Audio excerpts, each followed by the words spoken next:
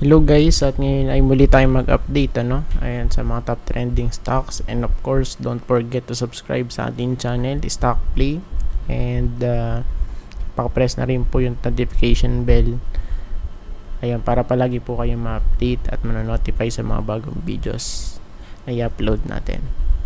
Ayan, tapos mamaya of course meron tayong second video ulit, since Friday ngayon. Tingnan natin yung mga chart, mga charts.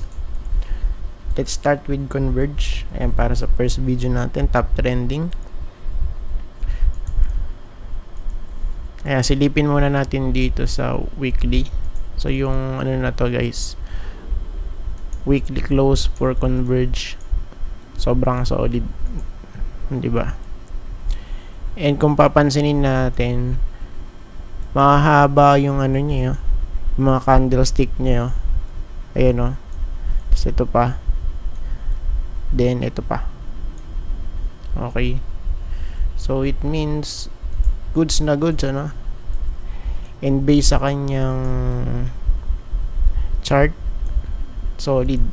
Ayan, so we have here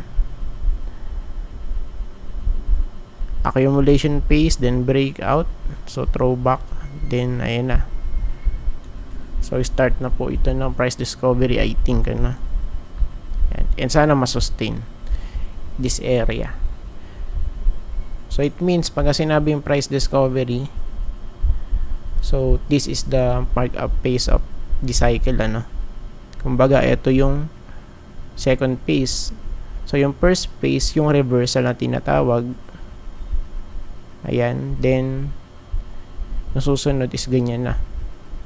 Okay, mark up phase to. Okay, possible for Converge. Ayan, kaya magandang tignan yung sa big picture niya, para makita natin kung saan na ba yung kanyang phase. So for this one, kay Converge, good sa rito, solid. Ayan, so in my opinion, maganda.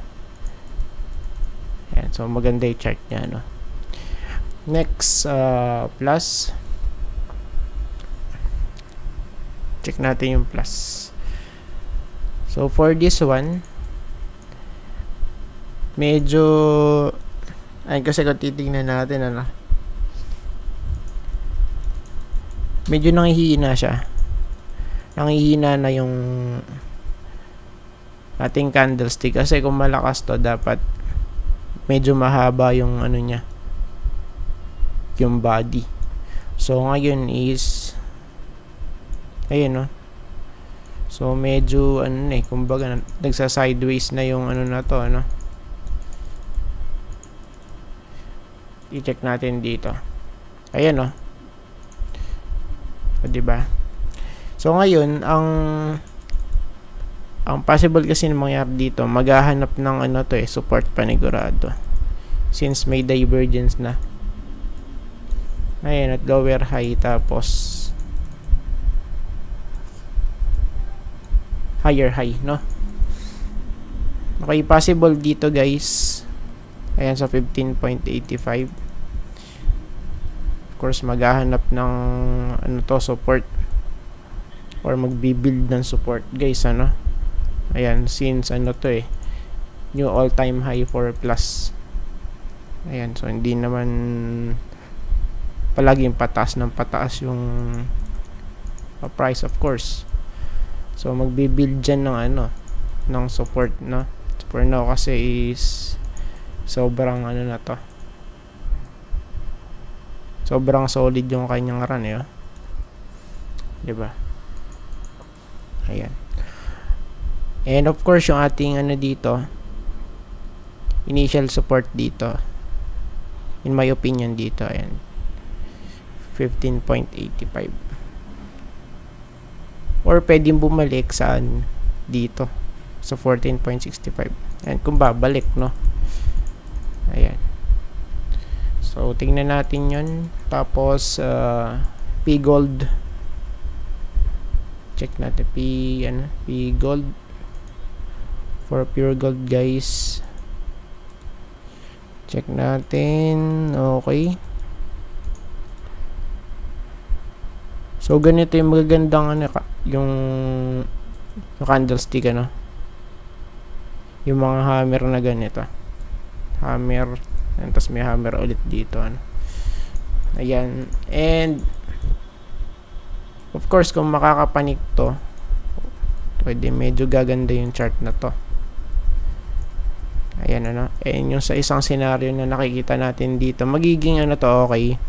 Ay, pag ganito yung nangyari, ganyan, even dito, okay, tas pull back, then ganyan, tas ganun, no? Or mag sideways lang dito, okay, tapos gumanyan, ano? So yun yung ano natin dito, yung magiging bullish case for P-Gold. Ayan, since kung titignan natin yung kanyang mismong structure, diba? So medyo ano to bearish, ano? Of course, pa downtrend okay, tas ala pa tayo nakikitang higher high right now. Okay, puro pababa, no? So pababa siya ng pababa. Of course, so sa daily chart naman, so crucial din to. Ayan, pero nag-close sa may taas ng 200, pero it doesn't mean na bullish na agad to, guys, no? So pwedeng fake out, okay, katulad ng mga iba. So nag-close lang sa gulit dito, tapos nalaglag na ulit, no? And even yung iba is nag-create pa ng panibagong lower low, no? Ayan, kaya kung magi-stay to sa taas yung price niya, ayan, sa may taas ng 200, of course, much better, no? For P-Gold. Next, MRC.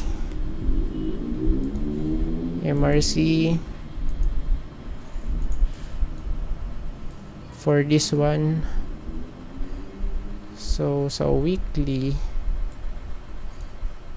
kaya ano ba nangyari dito sa weekly?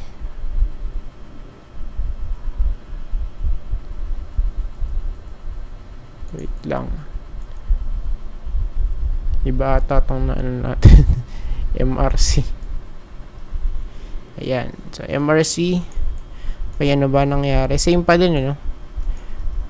Still nasa taas pa rin nung dating bottom niya, yung typical bottom na sinasabi natin, sa may green box na to. So pagka na-sustain, of course, much better, pero still kung titignan natin, lower ano pa rin to, lower highs saka lower lows, right?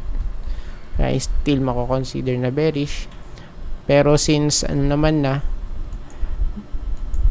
nasa taas na, so tignan natin kung ano mangyayari for this one, ano, for MRC. Ayan, so siguro may pullback na mangyayari dito, pero dapat mag-hold sa may green box, or kung malalaglag man, dapat mag-bounce agad. Ayan, kasi dito overbought na Ayan, kaya typical lang na magkaka-pullback pa. Ayan, no? Overbought na. Same here sa may stock. Ayan, no? So, tignan natin kasi of course, medyo malayo pa sa 200 to. Ayan, kaya still bearish pa din. Ayan, no? So, unless na lang kung siya magpakita na ng ano, no, ng pagiging bullish. So of course dapat makakita tayo ng ano dito, higher low saka higher high plus breakout sa may taas ng 200. Ayan, tapos dito, ayan, so sa weekly muna tayo for this one. So still nasa support pa din to, no? 1.99 yung close for dito. Ayan, and ako malalaglag. So next target dito, guys, 1.78. 1.75 guys. Ayan, no? So, for this one, wala pa eh. Lower high pa din, ano? Tapos lower low. Ayan. So, tingnan muna natin to kung ano yung mismong mangyayari for this one. Dito. Ayan. At tapos yung next ASIN. For ASIN guys, ano ba nangyari? So, still landong pa rin sa may resistance, ano? So, 50-50 pa rin to. So, pwede kasi mangyari, maging ano siya, head and shoulder pattern. So, we have left shoulder. Ayan, tapos ito yung head, then right shoulder. Ayan, so pwede kasing ganito eh. So, typical, ano, kumbaga reversal pattern for ASIN. So, kung tutuloy naman, edi walang problem, ano, kung siya ay mag-breakout sa mga susunod na weeks. Ayan, no? Ayan, then sa daily chart. So, sa daily chart, okay, flat. Tapos lower dito, lower high. So, pwede natin sabihin na divergence to. Ayan, pero flat lang kasi dito eh. So, kung malalaglag, dun nga sa malamang, ano, sa 5. Yung sa may sinasabi nating pwede siyang mag-create ng head and shoulder pattern. Ayan, kasi ito pa lang yung nakikita natin right now eh. Ayan.